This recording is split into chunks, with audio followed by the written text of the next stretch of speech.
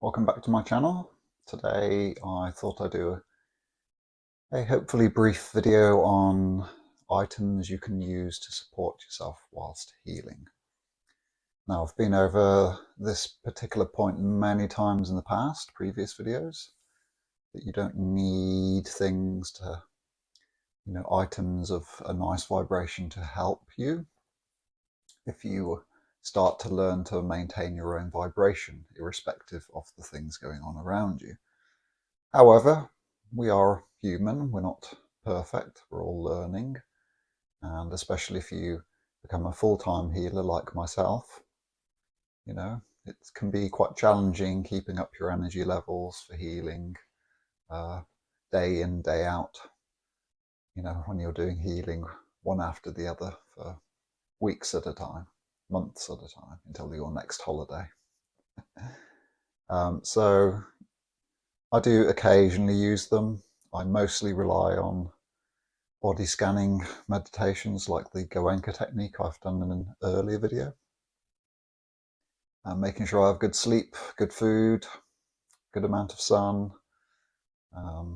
relaxation, all of that kind of thing. But I do on occasion use them. And recently, after doing the previous video, I did a review of these silica tachyon ultra plates. After finding them hidden in an old backpack after 13, 14 years. And yeah, I've been playing around with these.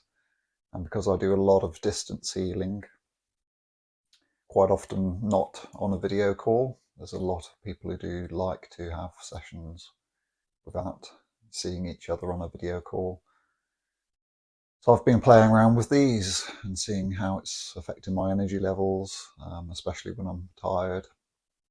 And they are helpful. Can I do those healings efficiently without this sort of thing? Yes, of course.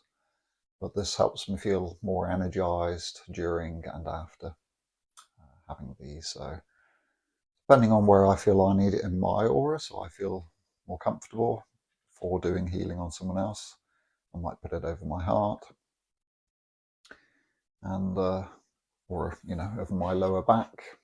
If I've been doing lots of exercises like I usually do, I quite like to make sure I look after my back. So I've slotted it down my t-shirt at the back here, just to feel more energized and my lower back more supported in my field, wherever I feel I need it. Quite nice underneath my feet, so that I feel like there's a nice replenishment of energy coming in, especially if I feel like I'm lacking that a little bit. So they've been quite useful. Like I say, you don't need this sort of thing, but it's quite helpful for someone like me who's doing healings day in, day out for, 11, coming up 12 years now. So those have been quite useful, tachyon plates. You can use the other sorts of plates I've reviewed in the past, which can be quite useful. There's lots and lots of other things you can use. You can have tachyonized meteorite if you really feel like you want to be supported. So anything hanging around your neck, so it's around your heart, can be very powerful because a lot of healing energy does go through the heart if you're paying attention when you're doing healing. So that can be quite useful. If you are working on a particular part of someone's aura and you feel a little bit weak there, or feel like it needs a little bit support, a bit like the heart, if you're working on someone else's heart and you feel that something would be useful, try it out. You might find that supporting your heart makes it easier for you to work on someone else's heart. So something dependent of some sort can be quite useful, especially if it's hanging around the heart. Some people just like to keep different crystals in their pockets. I quite like this 20-point Merkaba crystal. So sometimes I have that in my hand sometimes if I'm using healing energy from my hands. It can be quite handy. You might like to put something underneath your chair. So especially with absent healing, Or even if you're doing a video call, some sort of distance healing, you know, you can put something underneath your chair. So again, you can put the tachionized plates underneath your chair. You can put pyramid sort of crystals so that the energy is coming up into your bottom whilst you're sat on the chair, so you feel a bit more supported that way. This particular crystal would be quite good for abundance because of its colour.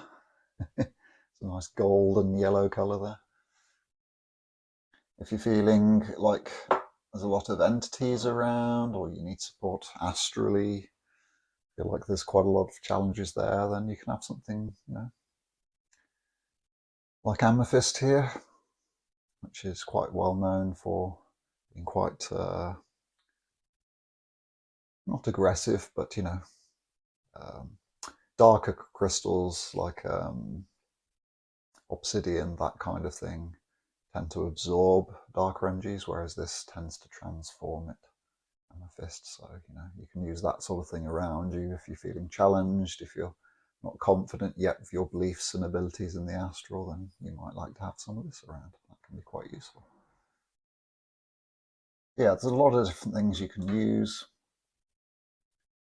I might have to do a video on cloves and colours maybe someday, because that's a very interesting subject that we can play around with, and different symbols you can use. But hopefully this short little video can give you some ideas of things you can use to support yourself when you're treating someone else, which is very different to using objects on someone else when you're treating them. That's a whole other subject. So yeah, hopefully that's useful for some people to help them feel like they're more energized during a session and afterwards. Yeah, if there's any suggestions you have for other people who might be watching this channel, put them in the comments below. Otherwise, I will see you in the next video. And please do like and subscribe if you'd like to support.